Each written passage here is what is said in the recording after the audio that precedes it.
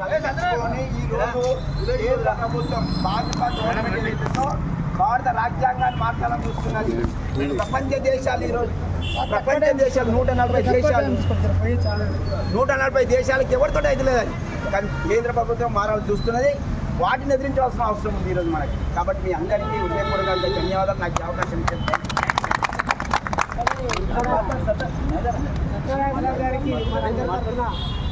ధన్యవాదాలు తెలియజేస్తాం. ఎందుకంటే ఇప్పుడు విలేజ్ రక్షక సంఘం అధ్యక్షులు మాట్లాడాలి. ఎందుకంటే అధ్యక్షుడు ఎంత గుండెతో, ఎందుకంటే అరే ఉండాలి మాట్లాడాలని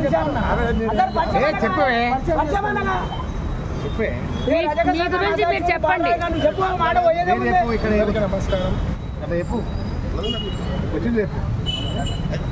మీ గురించి చెప్పండి. చెప్పండి. మనందరి తరఫున ధన్యవాదాలు. మరి ఇప్పుడు రంగారెడ్డి జిల్లా రజక సంఘం అధ్యక్షుడు పెండాల ఉమేష్ గారు కూడా 2 నిమిషాలు మాట్లాడాలి. లాస్ట్ ఎందుకంటే మలేషియాని మాట్లాడి ఇప్పుడే మాట్లాడితే అదే వెళ్ళిపోతాం. లాస్ట్కు మలేషియాని మాట్లాడిస్తా.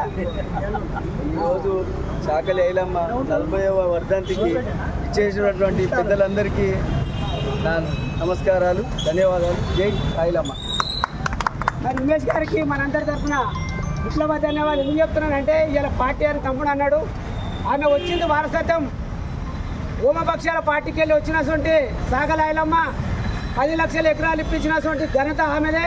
ఇవాళ పాలకులు ఎంతోమంది రాజకీయాలు చేస్తున్నారు, డబ్బుల గురించే రాజకీయాలు చేస్తున్నారు, డబ్బులకు సార్థం గురించే చేస్తున్నారు. ఆ రోజు ఆమె సంపాదన అనుకుంటే ఇవాళ మన దేశంలో ఆమె అంత ధనవంతురాలు ఉండకపోతున్నాను కూడా నేను ఈ సభాముఖంగా మీకు తెలియజేస్తా ఉన్నా. మరి అదేవిధంగా ఇప్పుడు మన రాజలింగం గారు మా బహుజన ఐక్య వేదిక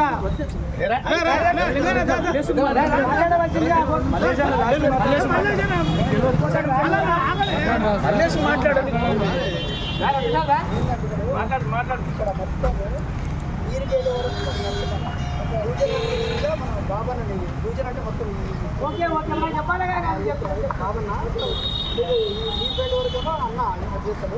ఇక్కడ ఏంటంటే అక్కడ ఎక్కడి వరకు టీచర్స్ కానీ